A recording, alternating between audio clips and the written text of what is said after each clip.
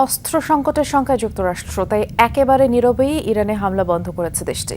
New York টাইমসের এক প্রতিবেদনে চাঞ্চল্যকর এই তথ্য উঠে এসেছে। সংশ্লিষ্ট সূত্রের বরাতে মার্কিন সংবাদ মাধ্যমটি জানিয়েছে, প্যাট্রিয়ট সহ যুক্তরাষ্ট্রের অন্যান্য প্রতিরক্ষা ব্যবস্থার ইন্টারসেপ্টরের মজুদ আশঙ্কাজনকভাবে কমে গেছে। এর ফলে মধ্যপ্রাচ্যে বড় ক্ষয়ক্ষতি এড়াতে স্থগিত করা হয়েছে হামলা।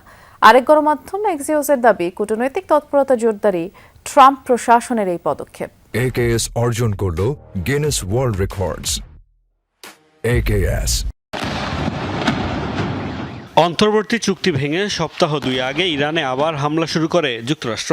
এরপর টানা 13 দিন ধরে চলে অভিযান। প্রতিদিনই সামাজিক মাধ্যমে হামলার বিবরণ দিতে দেখা যায় মার্কিন সেন্ট্রাল কমান্ডকে। তবে মার্কিন সময় শুক্রবার তাদের কোনো বিবৃতি পাওয়া যায়নি।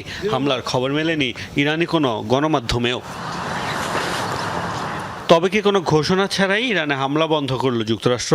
দুটি মার্কিন সংবাদ মাধ্যমের প্রতিবেদন অন্তত সেটাই বলছে।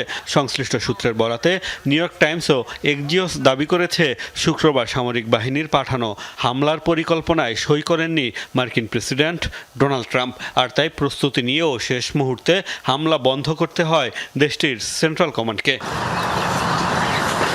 নিউ ইয়র্ক টাইমস বলছে, মন্ত্রিসভার সদস্য ও উপদেষ্টাদের সাথে বৈঠকের পর ইরানে হামলা বন্ধের সিদ্ধান্ত নিয়েছেন ট্রাম্প। দাবি, দেশটির প্যাট্রিয়ট ও থার্ড সহ অন্যান্য প্রতিরক্ষা ব্যবস্থার মিসাইল ইন্টারসেপ্টরের সংকটে উদ্বেগ প্রকাশ করেন উপদেষ্টারা। হামলা অব্যাহত থাকলে মধ্যপ্রাচ্যের মিত্র দেশগুলোতে থাকা মার্কিন ঘাঁটিগুলো ইরানের পাল্টা হামলায় ব্যাপক ক্ষয়ক্ষতির শিকার হতে পারে এমন শঙ্কা জানান তারা। পাশাপাশি হামলা চালিয়ে ইরানকে আলোচনার টেবিলে আনা যাবে কিনা তা নিয়েও সন্দেহ প্রকাশ করেন, যার জেরে নীরবেই পিছু হটেছেন ট্রাম্প। বিভিন্ন গণমাধ্যমের খবর, যুদ্ধের আগে মার্কিন ভান্ডারে মজুদ ছিল 2300 প্যাট্রিয়ট ইন্টারসেপ্টর, যার মধ্যে 1400টিরও বেশি ইরান যুদ্ধে খরচ করে ফেলেছে ওয়াশিংটন। উল্লেখযোগ্য মজুদ ফুরিয়েছে থার্ড সিস্টেমের ইন্টারসেপ্টরেরও।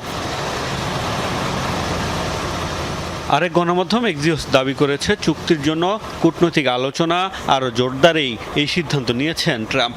দুদিন আগেই মার্কিন প্রেসিডেন্ট দাবি করেছেন, সময়ের সাথে আলোচনায় আরও আগ্রহী হয়ে উঠছে ইরান। তবে কতদিনের জন্য এই হামলা বন্ধ করা হয়েছে তা স্পষ্ট নয়। প্রতিবেদনে বলা হয়েছে, প্রয়োজনে আবারও যে কোনো সময় পূর্ণমাত্রা যুদ্ধ শুরু করতে প্রস্তুত মার্কিন সামরিক বাহিনী। মোস্তফা মাহমুদ, যমুনা নিউজ।